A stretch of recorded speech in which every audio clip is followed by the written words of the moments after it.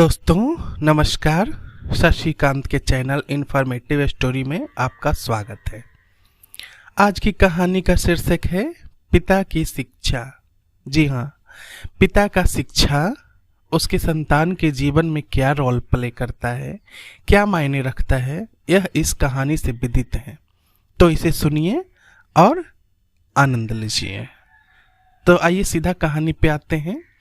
यह कहानी है एक राजा की जो बहुत बड़े राज्य के राजा थे और वह बहुत बुद्धिमान राजा थे।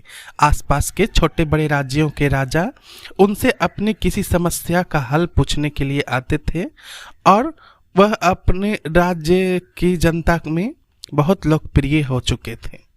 राजा के 3 पुत्र थे। तीनों पुत्र बड़े ही समझदार थे। एक बार राजा ने अपने तीनों पुत्रों को परीक्षा लेनी चाहिए।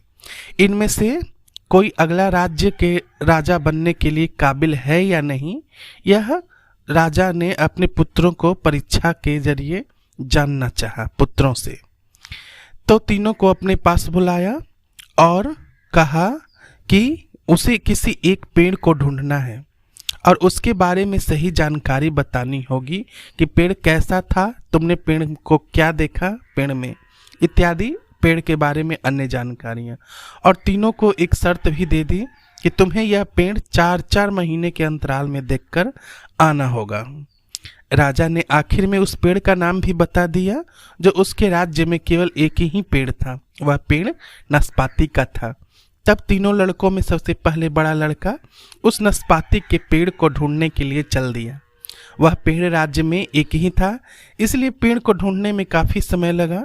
वह लोगों से पूछकर उस नाशपाती को ढूंढने में सफल हो गया। अपने महल से दूर जाकर उसे वह नाशपाती का पेड़ आखिरकार मिल ही गया। उसने पेड़ का निरीक्षण किया जो बिल्कुल सूखा हुआ था। उस पर न तो पत्ते थे, न फूल था, न फल था। तो लड़का सोचने लगा मन ही मन कि पिताजी ने मुझे इस पेड़ को देखने के लिए कहा जिस पर न कोई फल है, न फूल है, न पत्ते हैं। अजीब हाल है, ये भी कोई देखने की चीज है। अब लड़का पेड़ को देखकर वापस महल में आ गया और अपने पिता के पास गया। तब राजा ने कहा कि अभी आप अपनी जानकारी को अपने पास ही रखो, समय आने पर तुमको सब कुछ बताने का मौका दिया जाएगा। 4 महीने बीत चुके थे। अब बीच वाले लड़के की बारी थी। तो वह भी नाशपाती के पेड़ को कुछ ढूंढने गया। उस समय कुछ उस पेड़ में हरे पत्ते निकल आए थे, लेकिन कोई फल नहीं था। वह पेड़ को देखकर वापस आ गया और राजा के पास गया। तो राजा ने उससे भी चुप रहने के लिए कहा। आफ्टर 4 मंथ, 4 महीने बाद अब छोटे लड़के की बारी थी। उसने पेड़ के बारे में जानकारी इकट्ठा करके आकर बताने लगा। तब छोटा वाला लड़का भी पेड़ की तलाश में निकल पड़ा। कुछ दिनों बाद उससे भी वही नाशपाती का पेड़ मिल गया। उसने पेड़ को ध्यान से निरीक्षण किया और सोचने लगा कि कितना अच्छा पेड़ है, इस पर कितने सारे फल लगे हुए हैं, फूल लगे हुए हैं, बिल्कुल हरा भरा जैसे सावन में होता है। उसने महल में आकर पिताजी के पास गया और उसने कहा कि मैं नाशपाती के पेड़ को देखकर आया हूँ, आप कहें तो बताऊं। तब राजा ने अपने तीनों लड़कों को बुलाया और सबसे पहले बड़े लड़के से पूछा। तो बड़ा लड़का ने कहा कि पिताजी, आपने हमें कौन सा पेड़ देखने के लिए भेजा था? ये भी कोई देखने की चीज थी?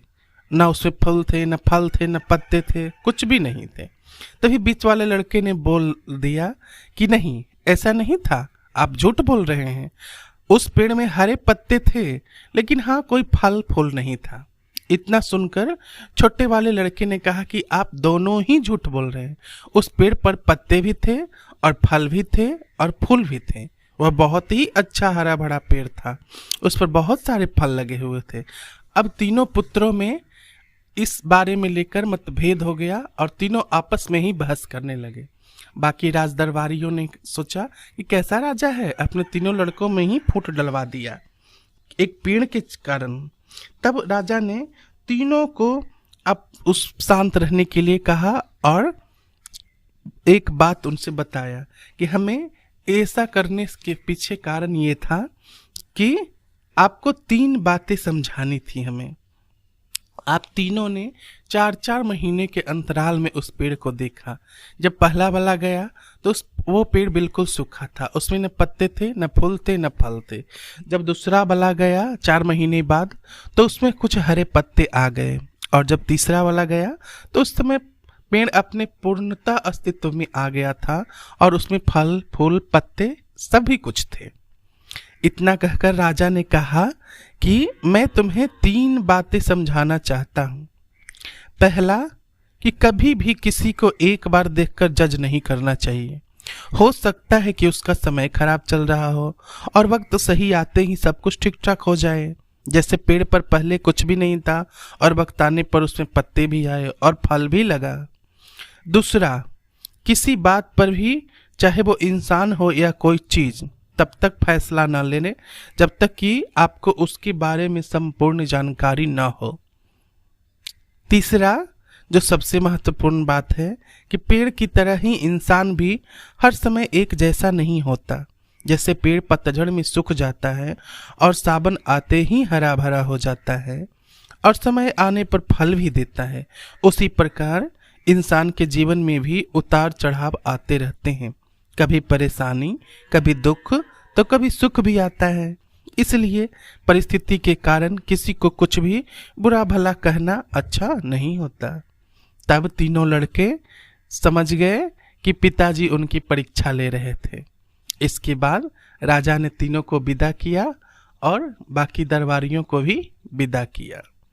तो दोस्तों, ये थी आज की कहानी, पिता की शिक्षा, पिता का रोल अपने जीवन में, उनके दिए हुए सीखों का जीवन में क्या असर पड़ता है, वो इस कहानी के जरिए विदित है। तो कैसा लगा आज की कहानी? अगर अच्छा लगा तो मेरे चैनल को लाइक करें, सब्सक्राइब करें। धन्यवाद।